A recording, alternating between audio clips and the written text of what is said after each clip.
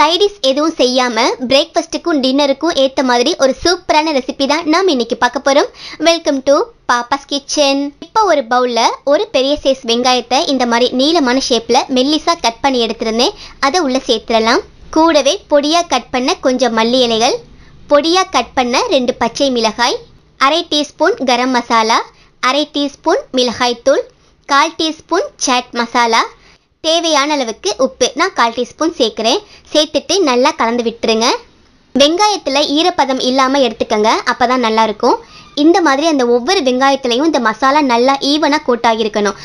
So அது மாதிரி கைகள் வச்சே நல்லா உதிர்த்து விட்டு இந்த மாதிரி மசாலாவை நல்லா கலந்து எடுத்துக்கங்க. பாருங்க, இப்போ மசாலா நல்லா வெங்காயம் கூட நல்லா கோட்டாகிருக்கு. இப்போ இதை தனியாக எடுத்து வச்சிருங்க. அடுத்த ஸ்டெப், ஒரு பவுலில் 1 கப் கோதுமை மாவு சேர்க்குறேன். கூடவே 1 கப் மைதா மாவும் சேர்க்குறேன். உங்களுக்கு மைதா சேர்க்க விருப்பம் இல்லைன்னா முழுவதுமே கோதுமை மாவு சேர்த்துக்கங்க. சேர்த்துட்டு 1 டேபிள் ஸ்பூன் ஆயில் சேர்த்துடலாம். 1/4 டீஸ்பூன் உப்பு சேர்த்துட்டு நல்லா கலந்து விட்டுருங்க. அந்த ஆயில், மாவு, உப்பு எல்லாம் நல்லா கலந்து வந்த பிறகு கொஞ்சம் கொஞ்சமாக தண்ணியை சேர்த்து நல்லா கலந்துட்டு ஒரு பரோட்டா மாவு மாதிரி பதத்துக்கு பிசைஞ்சு எடுத்துக்க போகிறோம். நான் இன்றைக்கி 1 கப் மைதா 1 கப் கோதுமை இந்த மாதிரி பதத்தில் எடுத்திருக்கேன். உங்களுக்கு மைதா சேர்க்க விருப்பம் இல்லைன்னா 2 கப்புமே கோதுமை மாவுலையும் செய்யலாம், அல்லது முழுவதுமே மைதாவுலையும் செய்யலாம். அது உங்கள் ஆப்ஷனல். இந்த மாதிரி கொஞ்சம் கொஞ்சமாக சேர்த்து நல்லா சாஃப்டாக, நம்ம பரோட்டாவுக்கெல்லாம் நல்லா சாஃப்டாக பிசைவோம்ல, அந்த மாதிரி பிசைஞ்சு எடுத்துக்கங்க. மாவு ஹார்டாக இருக்கக்கூடாது. இதோ இந்த மாதிரி நல்லா சாஃப்டாக பிசைஞ்சு எடுத்தாச்சு. இப்போ இது மேலே கொஞ்சமாக ஆயில் தடவிடலாம், காஞ்சி போகாமல் இருக்க. இப்போ இதை மூடி வச்சு ஒரு 10 நிமிஷம் மட்டும் வெயிட் பண்ணுவோம். இருக்கட்டும். ஒரு 10 நிமிஷத்துக்கு பிறகு பார்க்குறேன், மாவு நல்லா சாஃப்டாக இருக்குது. இந்த மாதிரி மறுபடியும் லேசாக ஒரு முறை பிசைஞ்சு எடுத்துட்டு இந்த மாதிரி ஒரு பெரிய பால் ஷேப்பில் எடுத்துக்கங்க. இதோ இந்த மாதிரி. இப்போ ஒரு சப்பாத்தி தேய்க்கிற கட்டையில் கொஞ்சமாக மாவு தடவிடுறேன்.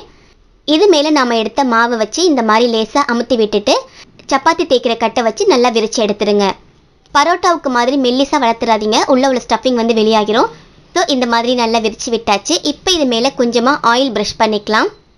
எல்லா பக்கமும் நல்லா ஆயில் அப்ளை பண்ணிடுங்க. இப்போ இது மேலே நம்ம கலந்து வச்ச அந்த வெங்காயம் மசாலா கலவை இருக்குல்ல, அதை இந்த மாதிரி மேலே ஃபுல்லாக சேர்த்துடலாம். எல்லா பக்கமும் அந்த வெங்காயம் நிறைஞ்சிருக்கிற மாதிரி பார்த்துக்கோங்க. வெங்காயத்தை நீங்கள் மெல்லிசாக சீவி எடுத்திங்கன்னா தான் உள்ள ஸ்டஃபிங் வைக்கிறதுக்கு நல்லா ரோல் பண்ணுறதுக்கு ஈஸியாக இருக்கும். இதோ இந்த மாதிரி எல்லா பக்கமும் நம்ம வெங்காயத்தை சேர்த்தாச்சு. ரொம்ப சூப்பராக ரெடியாக இருக்குது. இப்போ இந்த மாதிரி மேல் பக்கத்துலேருந்து இந்த மாதிரி மெதுவாக உருட்டி எடுத்துருங்க.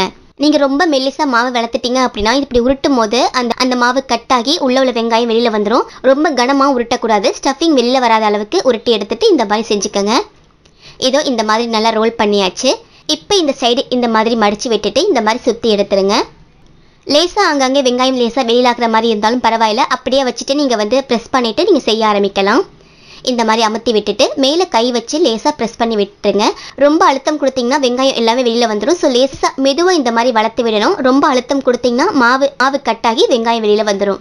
இந்த மாதிரி தேய்ச்சி எடுத்திருக்கேன். ஆங்காங்கே லேசாக வெங்காயம் தெரிகிற மாதிரி இருந்தாலும் பரவாயில்ல, அது வந்து வெளியில் கொட்டாது. ரொம்ப அழுத்தம் கொடுத்தாதான் அப்படியே வந்து வெங்காயம் தனியாக வெளியில் வந்துடும். ஸோ இந்த மாதிரி பதத்துக்கு இந்த மாதிரி ஷேப்புக்கு லேசாக இந்த மாதிரி அமுத்தி விட்டு லேசாக இந்த மாதிரி விரிச்சு எடுத்துக்கங்க. இப்போ ஒரு பேனில் 1 டேபிள் ஸ்பூன் ஆயில் சேர்த்துடுறேன். நீங்கள் நெய் கூட சேர்த்துக்கலாம். சேர்த்துட்டு இந்த மாதிரி மெதுவாக இதை உள்ளே வச்சுருங்க.